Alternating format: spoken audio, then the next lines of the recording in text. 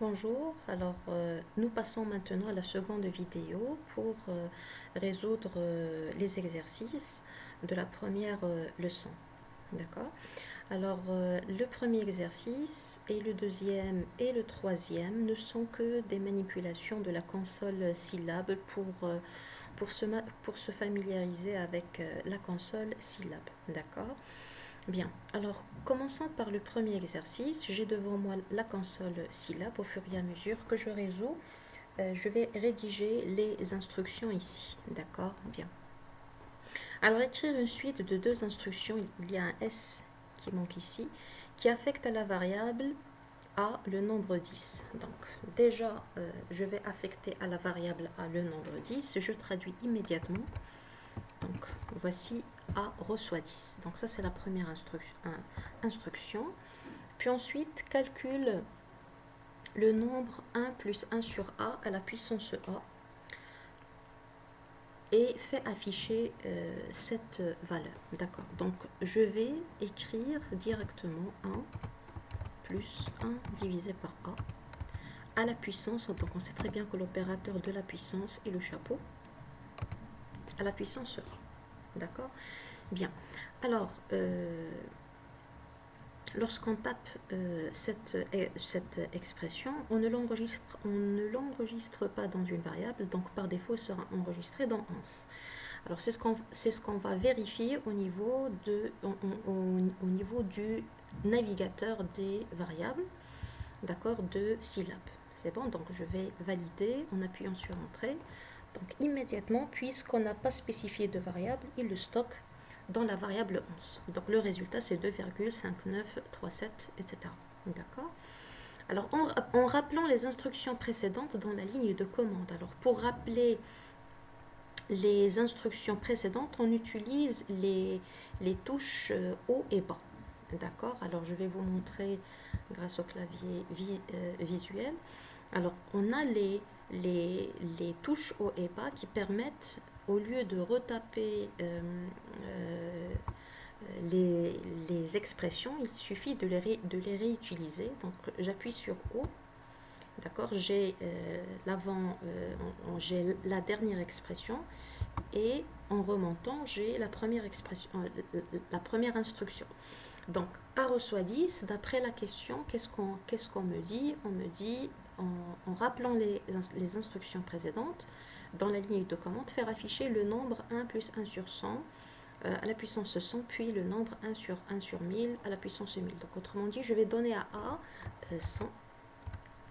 D'accord, donc je vois bien que dans mon navigateur de variables, j'ai bien la valeur 100 dans A. Et en rappelant encore une fois, je vais appuyer sur la flèche haut, d'accord, la flèche encore une fois, pour exécuter cette instruction au lieu de la retaper une seconde fois.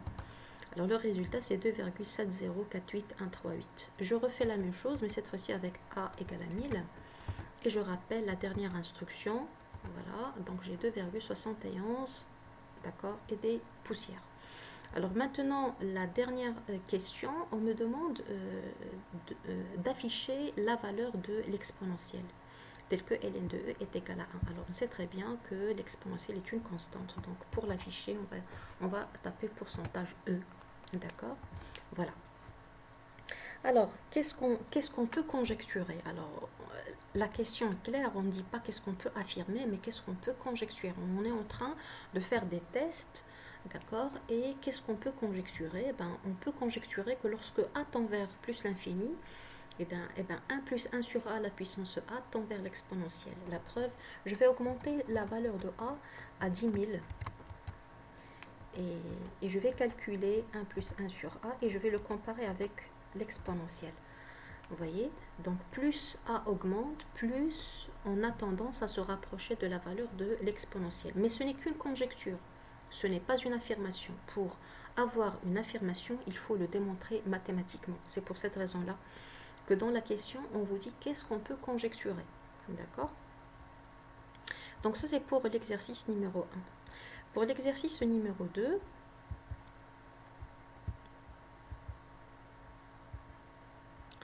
alors pour l'exercice numéro 2, qu'est-ce qu'on vous dit? On vous dit que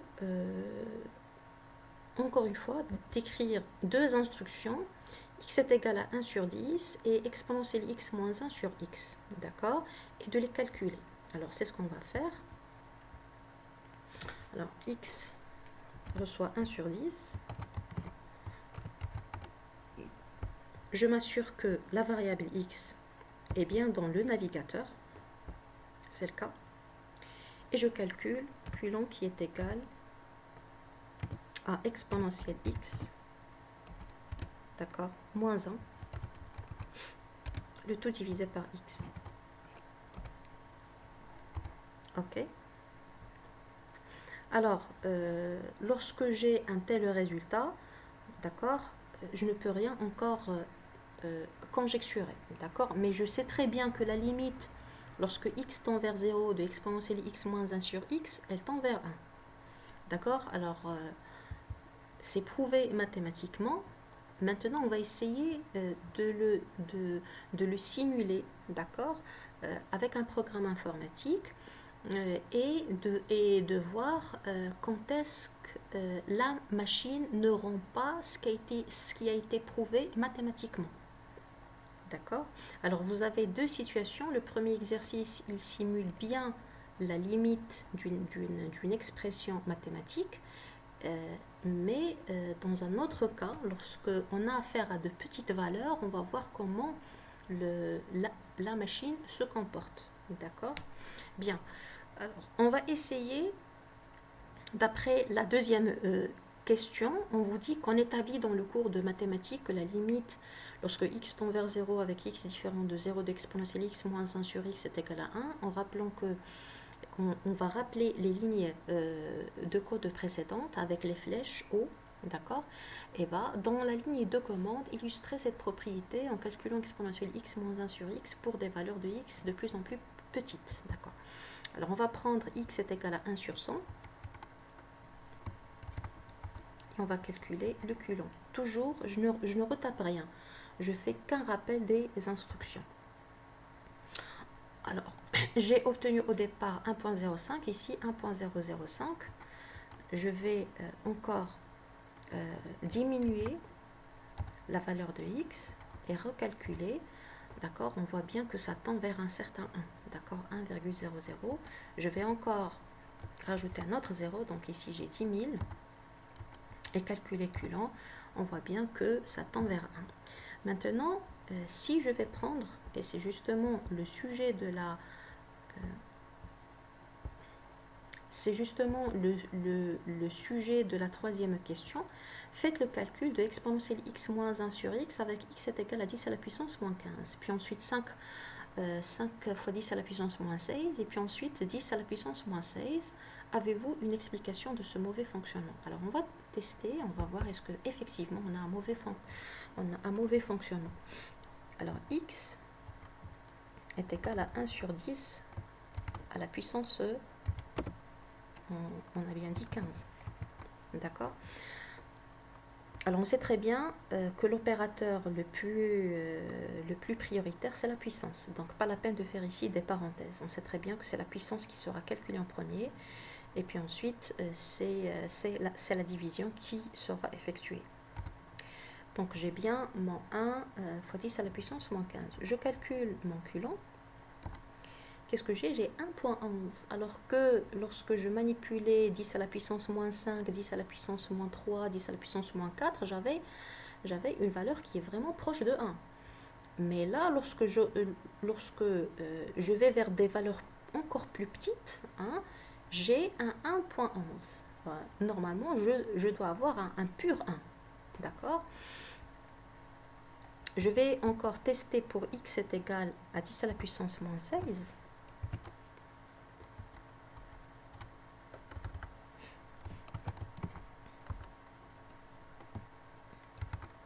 « 10 à la puissance moins 16.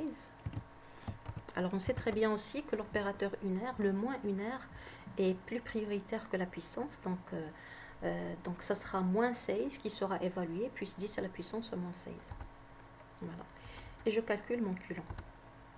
On me donne 0. C'est complètement contradictoire.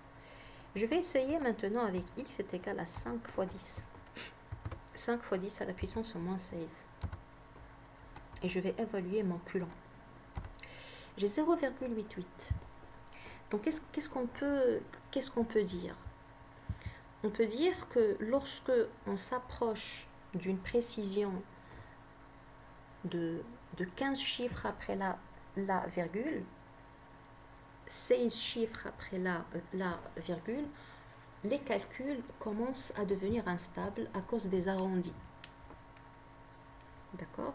Donc, les calculs commencent à devenir instables. Et par conséquent, pour simuler une expression mathématique avec de petites valeurs, il est préférable de ne pas s'approcher aux frontières 10 à la puissance moins 15, d'accord? À partir de 10 à la puissance moins 15, les calculs deviennent instables. D'accord? Donc, une explication, c'est que lorsque la précision devient dans le voisinage de 15 chiffres après la virgule, les calculs deviennent instables à cause des arrondis. D'accord? Donc, dorénavant, si on a une expression mathématique dont on veut simuler son comportement, est-ce qu'elle est égale à 1 ou pas, comme dans notre cas, il vaut mieux prendre et vous avez affaire à un voisinage de 0, il vaut mieux prendre des valeurs qui sont petites, d'accord, mais ne pas trop pousser la précision jusqu'à 15 chiffres après la virgule. D'accord? Parce que à partir de ce rang, les calculs deviennent instables. D'accord?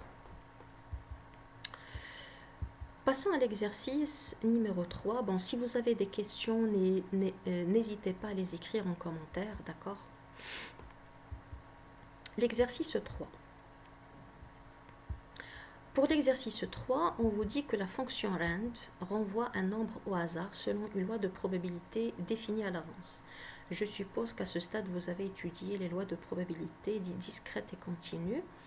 Alors, rand renvoie une valeur aléatoire par défaut selon une loi uniforme sur l'intervalle 0,1. Rien ne vous empêche de demander à ce que rand vous renvoie des valeurs aléatoires selon une autre loi, comme la loi normale. Seulement, la loi qui sera utilisée pour la loi normale, c'est la loi centrée réduite. D'accord? Donc, A moyenne 0 et à écart type 1. Alors, comment demander à Scilab de donner des valeurs aléatoires selon cette loi? On écrit rand. Alors, avant ça, je vais vous montrer rand selon la loi uniforme. D'accord? Alors, la loi uniforme continue. D'accord?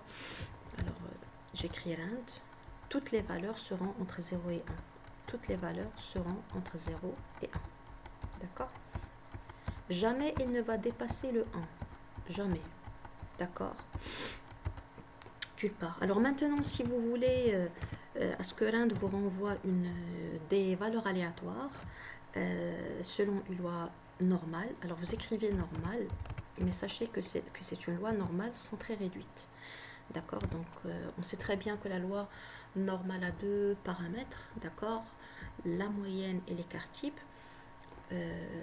Ici, c'est la loi normale centrée réduite qui est manipulée par rand. D'accord? Lorsque vous exprimez normal. D'accord? Alors, on va voir après qu'on peut utiliser grand pour avoir des valeurs d'une loi normale avec des paramètres qui sont différents de ceux de la loi normale centrée réduite. Donc, lorsque je vais écrire rand, il va me donner voilà, des valeurs voilà, qui dépassent le 1. Donc, ce sont des valeurs selon la loi normale centrée réduite. Voilà, selon la loi normale centrée réduite. Est-ce que c'est clair? D'accord? Donc, ça, c'est pour notre rand. D'accord? Alors, maintenant, si je veux remettre mon rand comme il était au début, ben, il suffit d'écrire uniforme et notre rand va nous renvoyer des valeurs entre 0 et 1. Ok, entre 0 et 1. D'accord? Bien.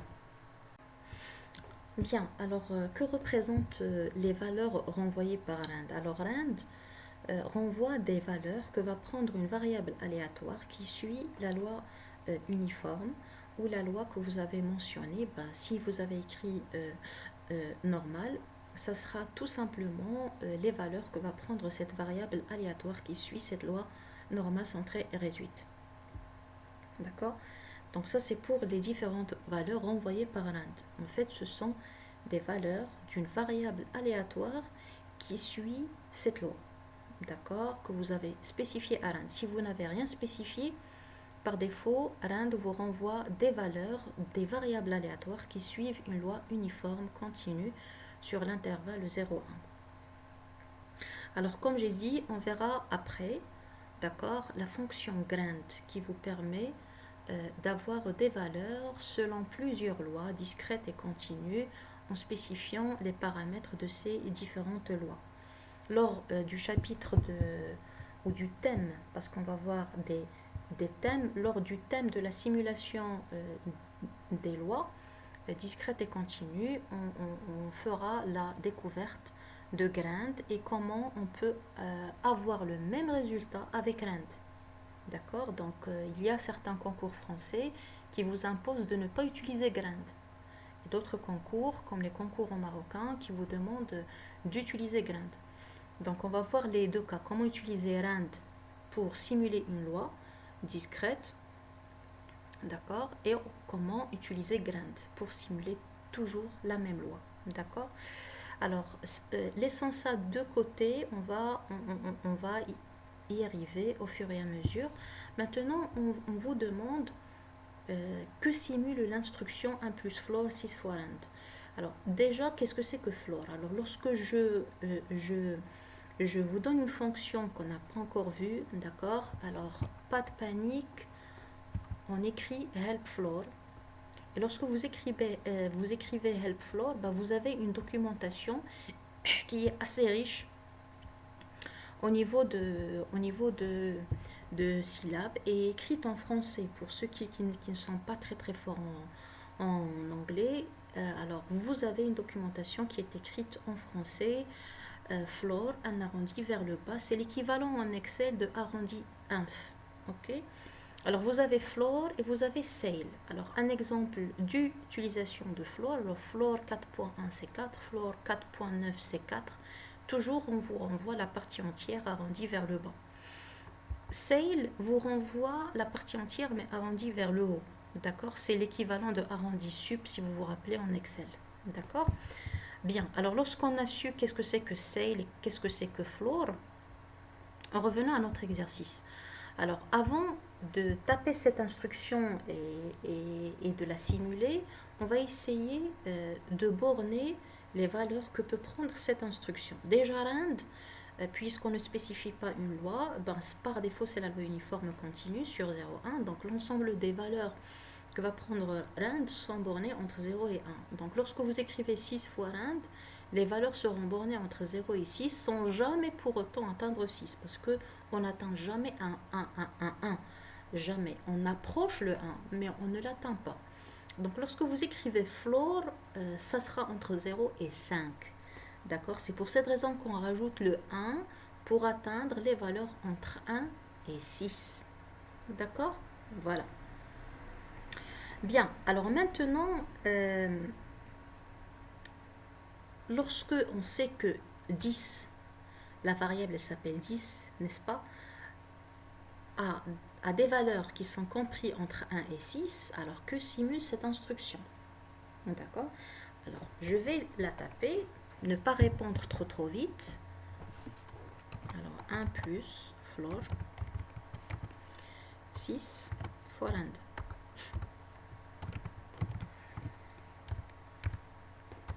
Voilà. Je la retape plusieurs fois. Regardez, les valeurs sont comprises entre 1 et 6, telles que nous l'avons encadré, n'est-ce pas? Alors, qu'est-ce qu'on peut conclure? On peut conclure que cette instruction simule le lancer d'un dé ou le tirage de 6 boules numérotées de 1 à 6. D'accord? Donc cette instruction simule un tirage. Ça peut être le lancer d'un dé, ça peut être le tirage d'un, d'une boule, pas d'un certain nombre de boules, mais d'une boule. Oui, on peut dire d'un certain nombre de boules si on fait un tirage sans remise. Ou non, un tirage avec remise, puisqu'on a la possibilité de tirer la même boule plusieurs fois. D'accord, d'un certain nombre de boules avec un tirage avec remise. Donc, elle peut simuler le lancer d'un dé si elle est utilisée une seule fois. Elle peut simuler le tirage d'une boule numérotée de 1 à 6 si elle est utilisée encore une seule fois. Si elle est utilisée plusieurs fois, elle pourra simuler le tirage d'un ensemble de boules avec remise, d'accord, avec remise, dont les numéros sont bornés entre 1 et 6. Et si elle est utilisée aussi plusieurs fois, elle pourra simuler le lancer de dés un certain nombre de fois, d'accord, enfin le même nombre de fois que vous simulez cette instruction, d'accord. Alors c'est une instruction qu'il faut bien retenir et bien comprendre. Voilà. L'exercice 4, on commence l'algorithmique. Ok. Alors écrire un programme qui lie le prix hors taxe d'un article, le nombre d'articles et le taux de TVA et qui fournit le prix total correspondant. Traduisez l'algorithme en syllabes. Bon, c'est un exercice qui est facile. On va le résoudre. Alors je vais prendre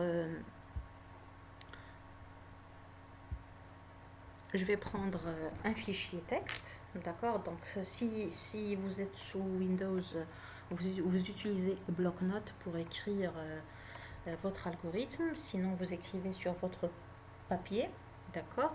Bon, ici je n'ai pas le droit d'utiliser un papier puisqu'il faut que je filme la vidéo. Alors je vais écrire mon algorithme sur le bloc-notes de Ubuntu.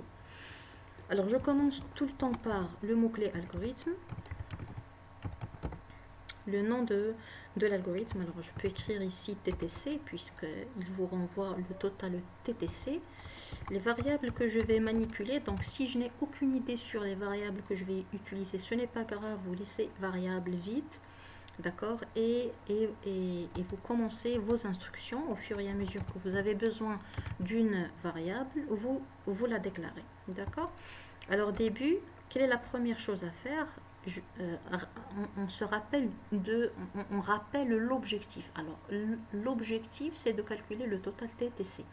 Et donc j'ai besoin d'avoir le prix hors taxe, d'avoir le nombre d'articles, n'est-ce pas, et d'avoir le taux de TVA. Le taux de TVA qui n'est pas une constante. D'accord. Alors ici, on va développer cette solution en considérant le taux de TVA comme une constante, puis ensuite en considérant le taux de TVA comme une variable. On va commencer par considérer le tout est variable. Donc écrire, saisir, ok, le prix hors taxe. Alors ici, on a affaire à quelqu'un qui achète un seul article. Okay. Le prix hors taxe de l'article. Okay. Lire. Alors là, j'ai besoin de lire. Ok. Alors prix hors taxe. Je vais le déclarer ici. Alors le prix hors taxe est une variable de quel type? De type réel. Donc j'écris réel. Ça va? Puis ensuite, j'ai besoin de lire la quantité, n'est-ce pas? Donc saisir la quantité. C'est bien écrit, n'est-ce pas? Le nombre d'articles, donc la quantité.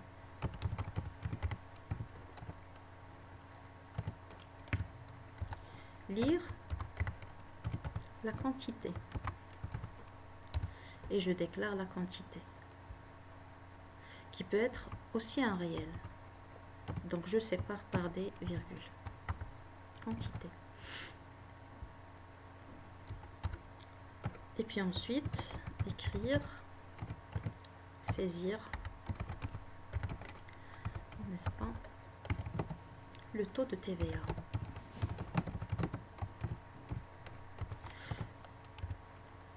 Et je lire la TVA. On sait très bien que la TVA est un réel, donc je rajoute ici la TVA. Et j'aurai besoin certainement de la somme, donc S pour la somme à payer. Et donc S, qu'est-ce qu'elle va recevoir? Alors ici, j'aurai besoin d'une flèche. Alors je vais écrire une flèche. Voilà, ça c'est une flèche.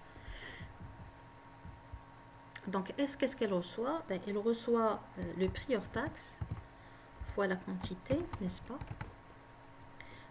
D'accord? À qui je vais rajouter fois, à qui je vais rajouter le montant de la TVA. Donc 1 plus TVA. Ça va? Puis ensuite, on affiche le résultat, écrire S. Fin. Ça va?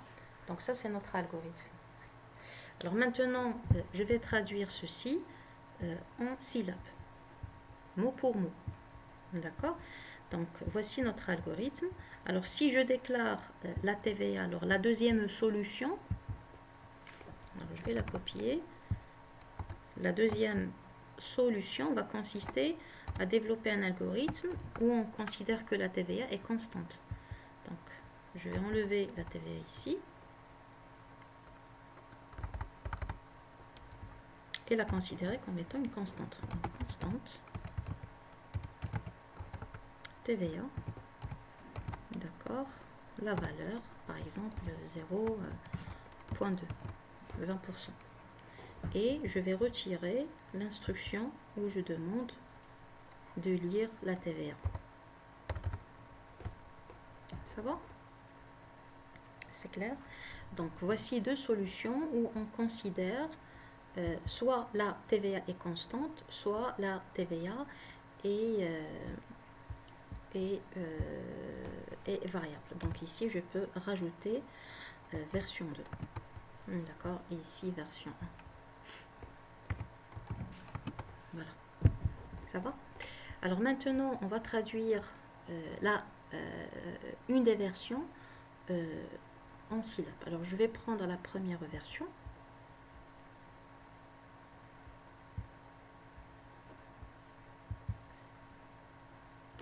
Alors, la traduction de l'algorithme ne se fait pas en mode console. Hein, je vais vers Synote et je demande qu'on me donne un fichier vide où je pourrais écrire mon programme. D'accord? Alors, la première chose à faire, c'est de lire le prix hors taxe. Donc, PHT reçoit input direct, saisir le prix hors taxe. Alors vous voyez que c'est une opération qui n'est pas très difficile puisque l'opération de réflexion a été déjà faite de l'article. D'accord? Alors une petite remarque, lorsque vous avez affaire à des apostrophes et que vous voulez les insérer dans un message, au lieu d'avoir cette erreur-là, d'accord, vous allez doubler l'apostrophe. D'accord? Donc si vous voulez afficher une apostrophe, vous la doublez. C'est clair, pour que Syllab ne comprenne pas que c'est la fin de votre message. Rappelez-vous que les messages sont délimités par des guillemets ou des apostrophes. Je reprends la même chose pour la quantité. Input, saisir la quantité.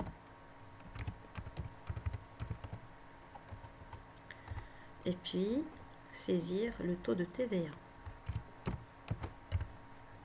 Input, saisir le taux de TVA. Ça va? Voilà. Puis ensuite, on fait le calcul. Donc, S reçoit PHT fois la quantité pas, multiplié par 1 plus le taux de TVA. D'accord? Et pour finir, on affiche le résultat. Alors, je vais l'afficher d'une façon classique. Donc, je vais écrire S, virgule, le total TTC est le total TTC est. Voilà. C'est bon? Avant d'exécuter, il faut enregistrer.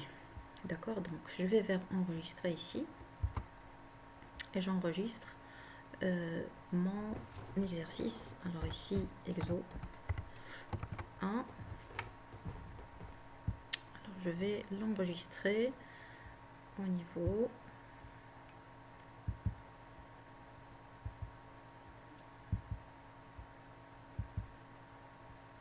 ok. Alors, je m'assure qu'il n'y a pas. Voilà, c'est bon.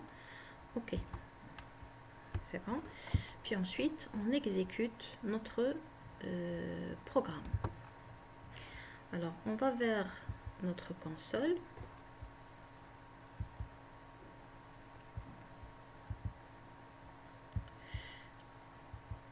Qu'est-ce qu'il me dit? Il me dit saisir le prix hors taxe de l'article. Alors, par exemple, 120 dirhams. La quantité 2. Le taux de TVA 0,2.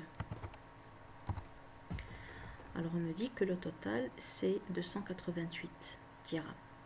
D'accord? Alors, ça, c'est un exemple d'exécution de mon programme. Alors maintenant, si vous voulez que la TVA soit une constante, il vous suffit, alors je vais copier pour regarder les deux.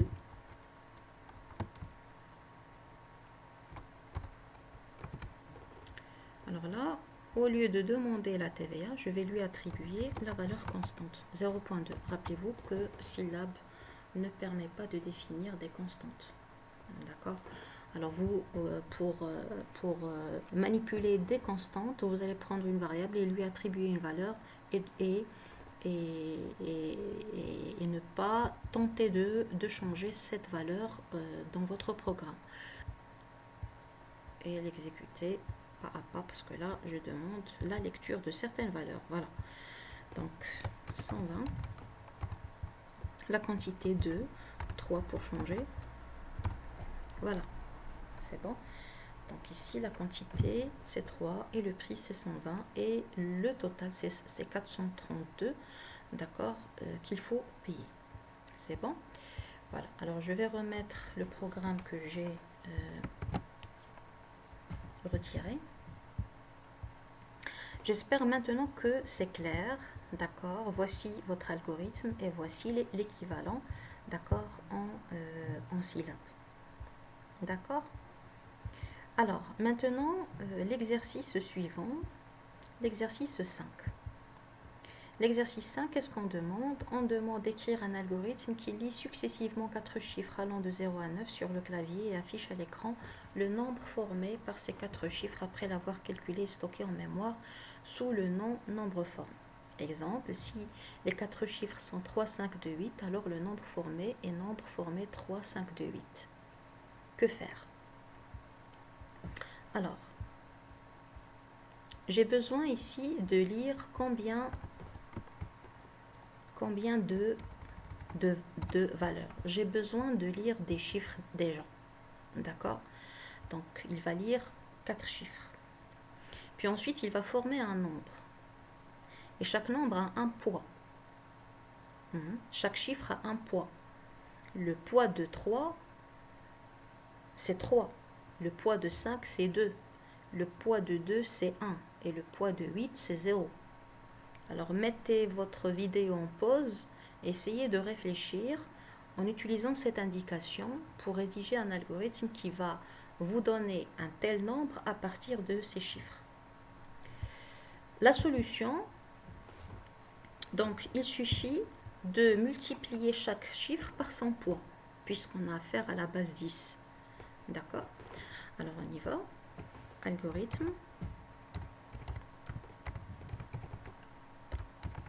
nombre f pour former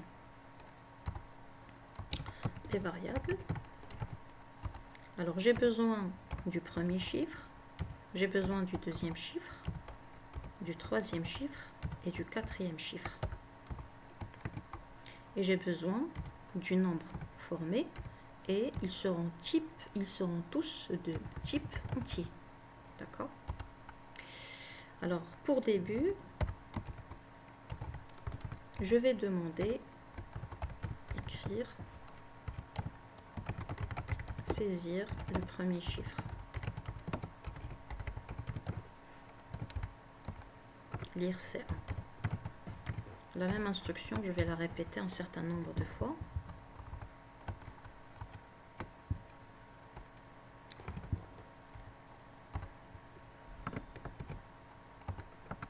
Avec des modifications. Alors ici, lire C2. Ici, lire C3. C4. Ici, on écrira le deuxième chiffre. Troisième chiffre. Et ici, le quatrième.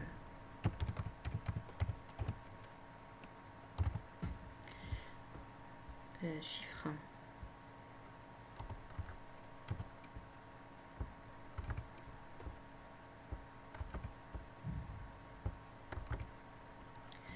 Une fois que c'est fait, je calcule le nombre formé. NF est égal à C1 fois 1000 plus C2 fois 100 plus C3 fois 10 plus C4. D'accord? Et à la fin, on affiche le nombre formé. D'accord? Enfin. Donc ça, c'est notre algorithme. Et il faut le traduire maintenant en syllabes.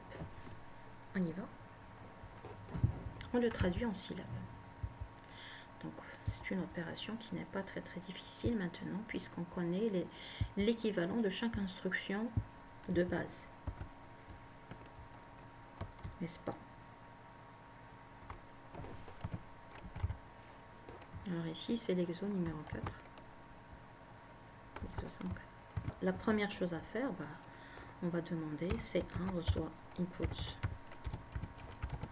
saisir la première valeur. La valeur du chiffre 1. Ok.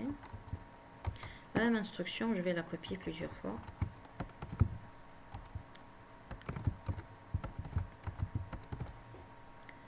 Pour faire vite, C2, chiffre 2. C3, chiffre 3.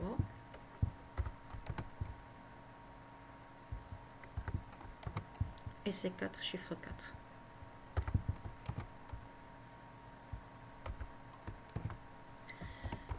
Puis ensuite, on forme notre nombre. NF est égal à, comme on a écrit, C1 fois 1000 plus C2 fois 100 plus C3 fois 10 plus C4. D'accord? Et on affiche le nombre formé. NF. Le nombre formé est.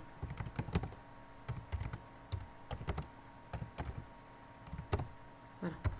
D'accord? Alors, question de laisser un espace entre le message et la saisie pour ne pas avoir les valeurs qui sont collées. Voilà. C'est bon? Alors, je vais retirer ce que nous avons fait avant. J'enregistre et on exécute. Alors la console, il faut l'avoir devant. Voilà. Et j'exécute. Bien. Alors qu'est-ce qu'on me demande? Saisir la valeur du chiffre 1. Alors je vais prendre par exemple 3, puis ensuite ici 4, puis ensuite 5, puis ensuite 6. Normalement je dois avoir 3456. Voilà, le nombre formé est 3456. J'espère que c'est clair pour cet exercice. D'accord? Donc, vous voyez que le plus difficile, c'est de rédiger l'algorithme et non pas la traduction et non pas syllabe en question. D'accord? Pour l'exercice 6, écrire un programme qui permute les valeurs de deux variables lues au clavier. Alors, qu'est-ce que ça veut dire permuter? C'est échanger les valeurs de deux variables. Cet exercice est très utile pour des programmes de tri. D'accord? Alors, c'est un exercice que certains élèves trouvent vraiment inutile, mais pourtant il a beaucoup d'utilisation. D'accord? Et il faut maîtriser la permutation de deux variables, le contenu de deux variables. Alors, on a deux techniques en utilisant une variable intermédiaire et sans utiliser une variable auxiliaire.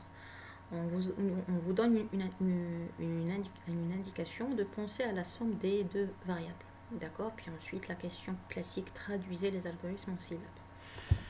Alors, on commence à résoudre la permutation. D'accord? Alors, je commence par la première version, donc algorithme. Échange. Version 1. D'accord. Alors, les variables, on va prendre ici A, la variable A et la variable B. Alors, on suppose que nous avons affaire à des variables de type entier. D'accord. Bon, ça peut être n'importe quelle valeur, mais ici, puisqu'on a dit penser à la somme, donc on a affaire à des entiers. D'accord? Donc, on utilisera des entiers. D'accord? Entiers.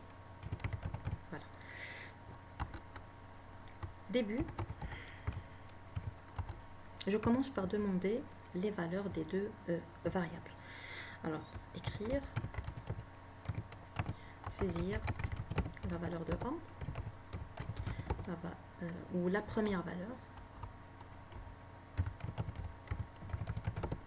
Ça va? Lire A. Puis ensuite écrire, saisir la deuxième valeur.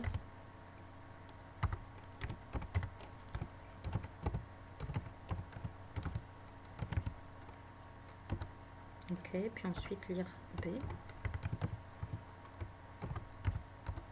Puis ensuite, on me dit en utilisant une variable intermédiaire. Alors, je vais utiliser une variable intermédiaire, c'est C.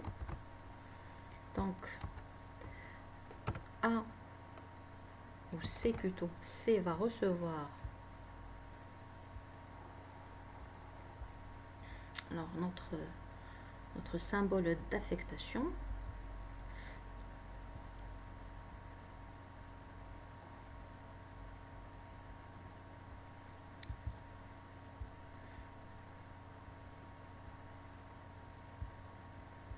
Alors, C reçoit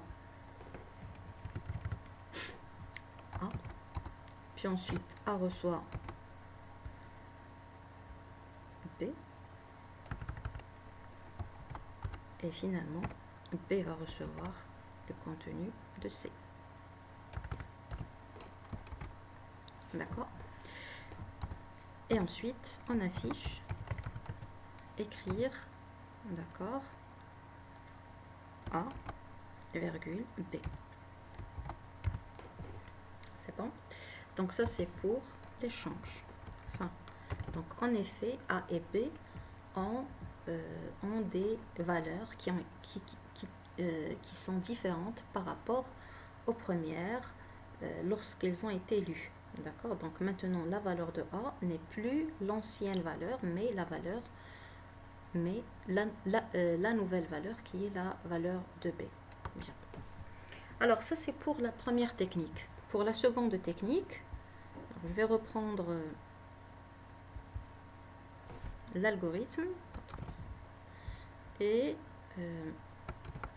ce sera l'algorithme version 2 et où je n'ai pas besoin d'une troisième variable. D'accord? Donc je vais éliminer ces 3 instructions, mais on me donne une indication, il faut penser à la somme, ok? À la somme de 2 variables. Donc dans A, je vais stocker la somme des 2 variables A plus B, d'accord? Puisque je n'ai pas le droit d'utiliser une troisième variable. Donc soit vous allez stocker la somme dans A, soit vous allez stocker la somme dans B. Bien. Maintenant, comment je vais récupérer la valeur de B et la stocker dans A? Alors, je vais stocker dans A. Normalement, je dois stocker la valeur de B. Lorsque j'écris ici A, en fait, A, qu'est-ce qu'elle contient? Elle contient, on est bien d'accord, la somme de A et de B. Maintenant, si je retranche de A,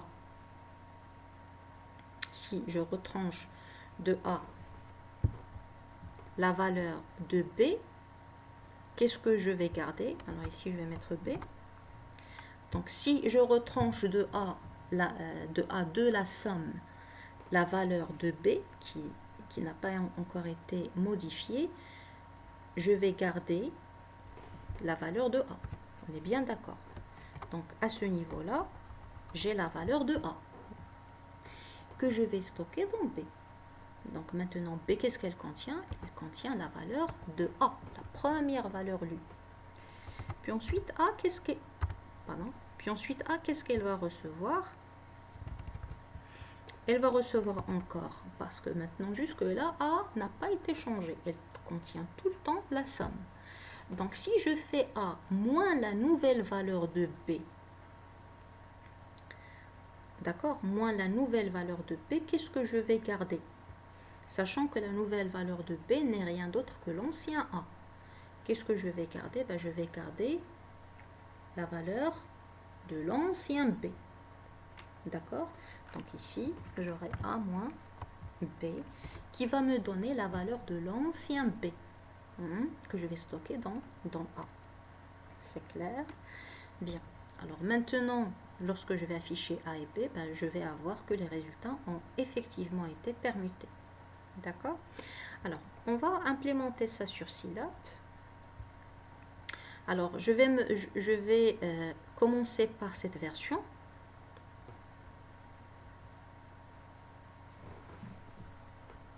Je vais commencer par cette version.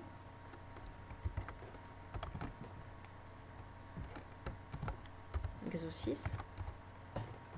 Et la traduire. Donc, A va recevoir input, saisir la première valeur. Ok.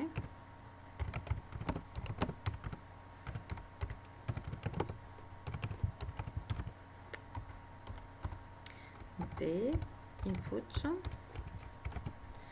saisir la deuxième valeur.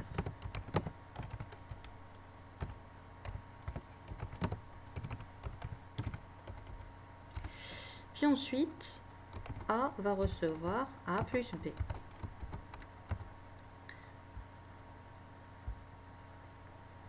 B va recevoir A moins B. Et puis ensuite, A va recevoir A moins B. Disp. Alors, je vais afficher A et B avant et A et B après. Alors là, je vais vous montrer un autre moyen pour afficher le résultat sur une seule ligne sans utiliser des virgules. D'accord? Alors, on va écrire alors ici A égale concaténer avec, je vais utiliser la fonction string. Alors string, qu'est-ce qu'elle permet? Elle permet de faire un cast. Qu'est-ce que ça veut dire? Changer le type de ce qui est entre parenthèses en une chaîne de caractères. Donc lorsque j'écris A, et le A qui est une valeur double, une valeur réelle, puisqu'elle est enregistrée en mémoire sous ce type, sera transformée en une chaîne de caractères. Ça va? Et maintenant, je vais afficher le même message, mais après la permutation. Ça va? L'enregistrer et l'exécuter. Alors je vais prendre la console, la nettoyer, oui. Et puis on exécute. Qu'est-ce qu'on me dit? On me dit saisir la première valeur. Alors la première valeur, ça sera par exemple 4. Et la seconde valeur, ça sera 12. On me dit au début A reçoit 4 et B est égal à 12. Et après l'échange, A reçoit 12 et B égale à 4. D'accord? Alors, ça c'est un moyen pour afficher sans faire recours aux virgules. D'accord? Voilà. Alors maintenant, je vais implémenter le programme, mais cette fois-ci, en prenant en considération la variable intermédiaire. D'accord? Donc je vais recopier puisqu'il n'y a pas grand-chose à modifier.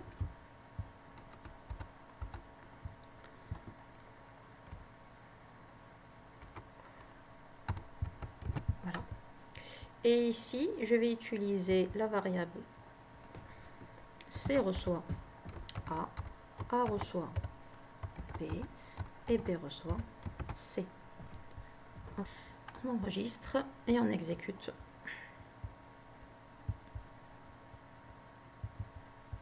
Saisir la première valeur, je saisis par exemple 5 et la deuxième valeur par exemple 8. Voilà, ça va? Le contenu des variables a bien été changé. L'exercice 7, exprimer un nombre de secondes sous forme d'heures, minutes, secondes. D'accord?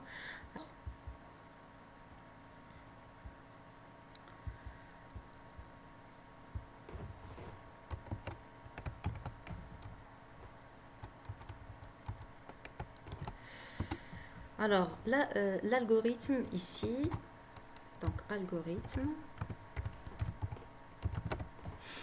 seconde. Ça va? Très bien. Alors, maintenant, j'ai un nombre de secondes. D'accord? Par exemple, 3700. On sait très bien que 3600 secondes, ça fait 1 heure. On est bien d'accord. Alors, comment on sait que ça fait 1 heure? On a divisé par 60. Ça va. On a obtenu 60. Alors, pourquoi on a divisé par 60? Déjà, pour avoir le nombre de minutes qu'on peut extraire de ce nombre de secondes et dans le quotient, et le reste, le nombre de secondes qu'on ne peut pas convertir en minutes. Lorsqu'on obtient le nombre de minutes, on divise par 60 encore une fois pour avoir le nombre d'heures dans le quotient, et dans le reste, on obtient le nombre de minutes qu'on ne peut pas convertir en heures. On est bien d'accord? Très bien. Donc on va suivre la même démarche pour un certain nombre de secondes quelconque. Donc on va diviser par 60, récupérer le reste, puis ensuite on va récupérer le quotient et on va diviser ce quotient encore par 60 pour récupérer les minutes et récupérer les heures. D'accord? On y va.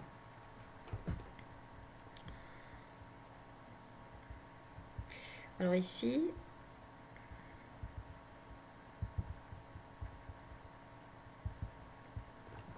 variables. Alors les variables que je vais utiliser, le nombre de secondes, le nombre d'heures, le nombre de minutes et le nombre de secondes. Ce seront tous des entiers.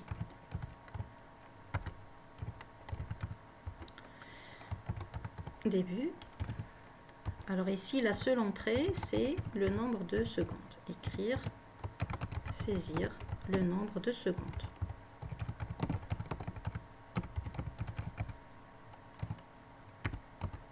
Lire le nombre de secondes. Alors maintenant, le nombre de secondes que je ne peux pas convertir. Ensuite, M. Donc c'est NBS div 60 Mode 60. D'accord? Donc là, je récupère le nombre de minutes que je ne peux pas convertir en heures. Et le nombre d'heures, c'est NBS div 60 div 60. D'accord? Et à la fin, on affiche les résultats. Et j'espère que c'est clair. Si vous avez des questions, n'hésitez pas à les poser en commentaire. Donc ici, directement H,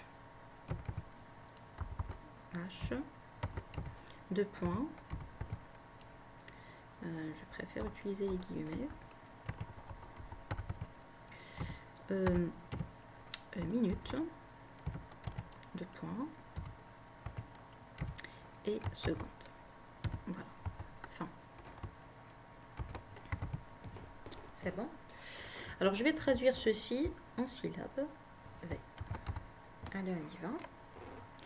Donc ici, NBS, input, saisir, n'est-ce pas, le nombre de secondes.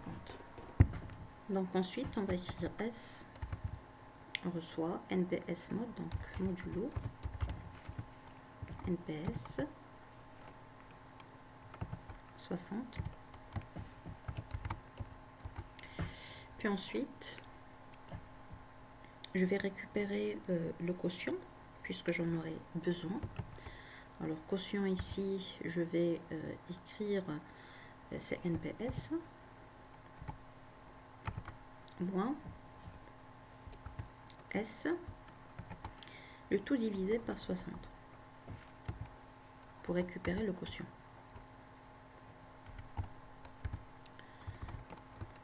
D'accord?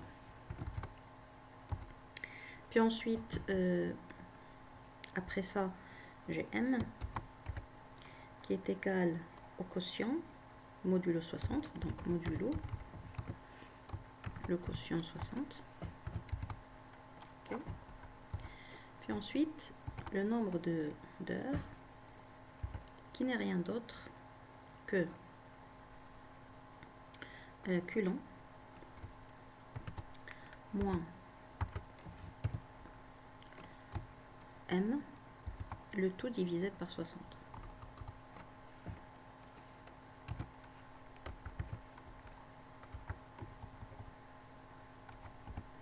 Le tout divisé par 60. D'accord?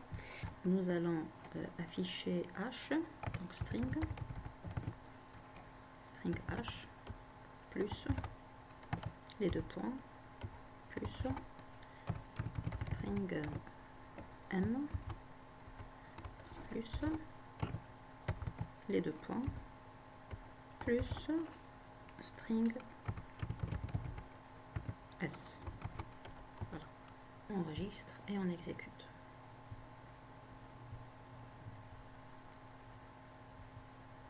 Alors je vais prendre un certain nombre comme 3600 secondes.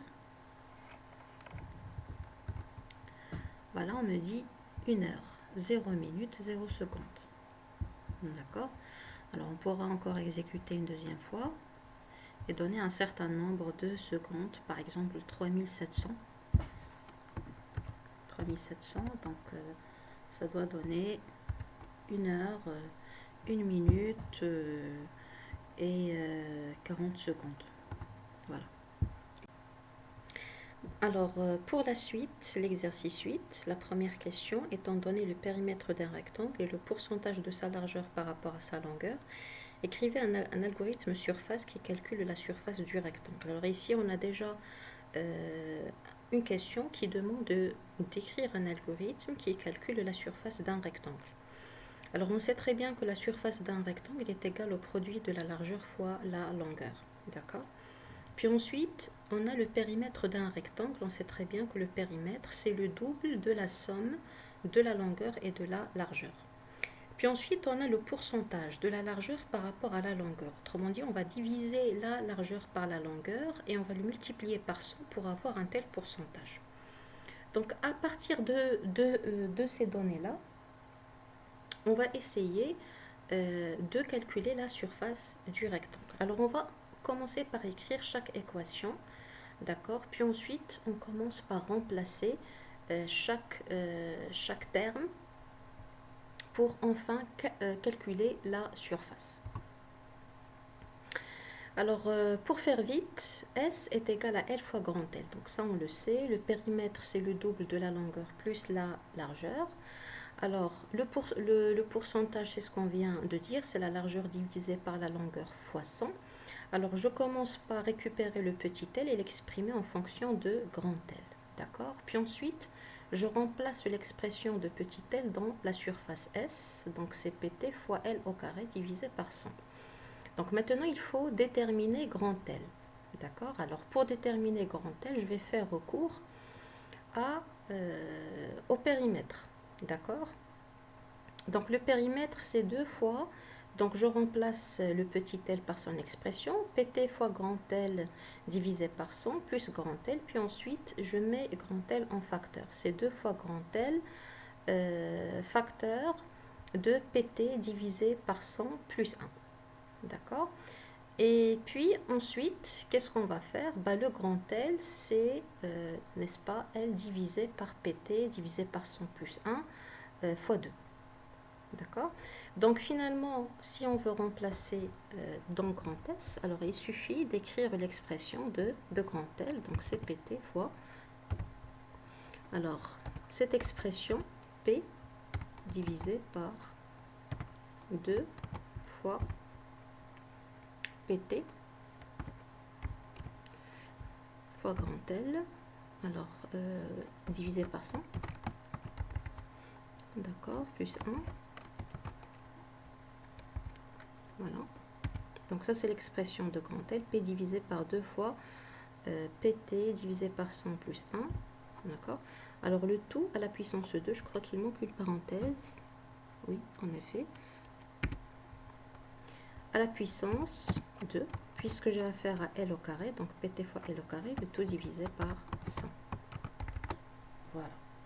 Donc ça, c'est l'expression de mon S, à partir de P et de PT. Maintenant, qu'est-ce qu'il me reste? Il me reste à rédiger l'algorithme. Algorithme, surface, les variables, que je vais utiliser ici. Alors, je vais utiliser P, le périmètre, et PT, qui sont des réels, et les instructions. Donc, début, ce qui est classique, donc demander les valeurs, les entrées, saisir le périmètre du rectangle.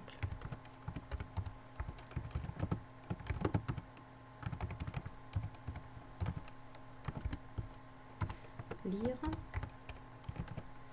le périmètre. Écrire, saisir le pourcentage d'accord de la largeur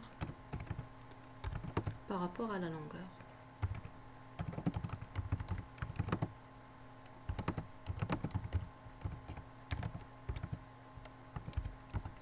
Lire PT. Alors j'ai besoin d'une variable S.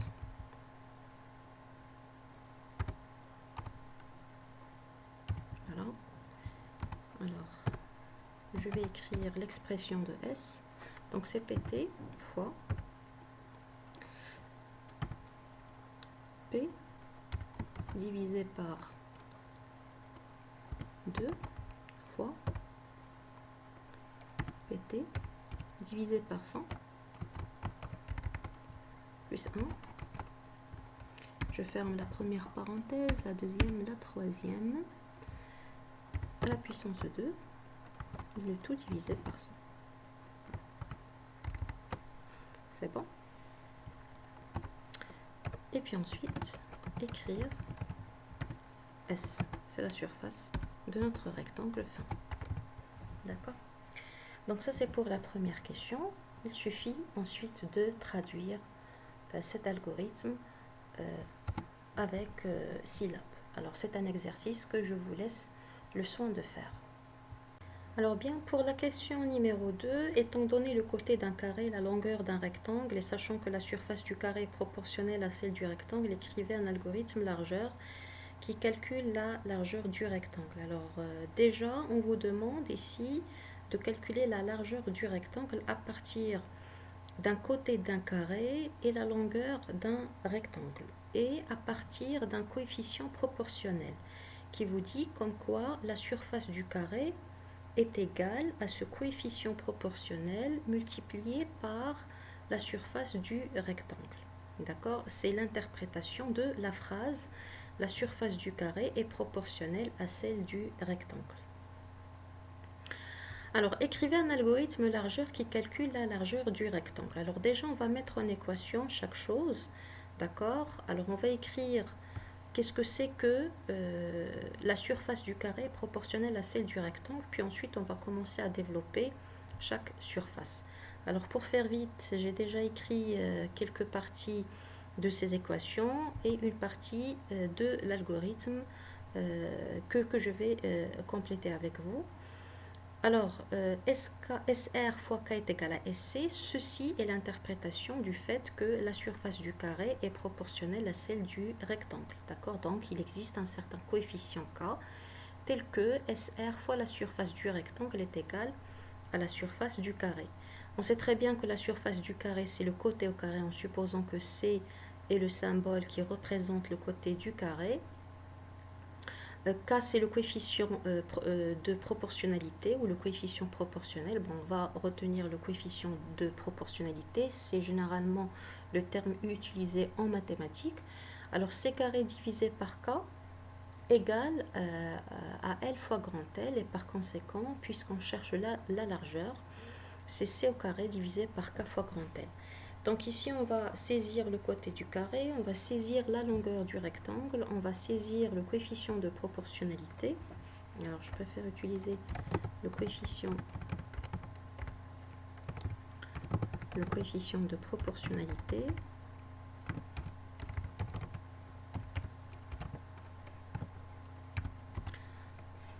On va lire K. Et puis, pour finir, on exprime alors le petit L. Alors ici, il fallait écrire la flèche, d'accord, donc c'est pas le égal, faut faire attention.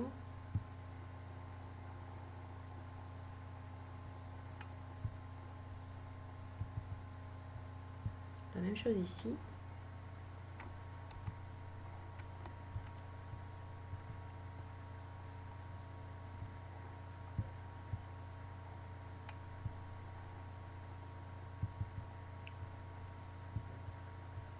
Donc l'expression, donc C au carré divisé par K fois grand L. Voilà, ça va. Et puis à la fin, qu'est-ce qu'on fait? Ben, c'est simple. On affiche petit L. Fin.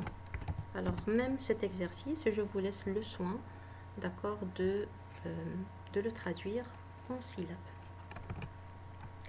La dernière question. Étant donné la longueur d'un rectangle et le pourcentage de sa largeur par rapport à sa longueur, d'accord, écrivez un algorithme surface 2 qui calcule la surface du rectangle. D'accord? Alors, je vous laisse le soin de faire cet exercice et m'écrire sa solution au niveau des commentaires. D'accord? La solution en algorithmique. D'accord? Voilà. Donc, ça c'est pour les exercices de notre leçon. D'accord? De notre première leçon en syllabes.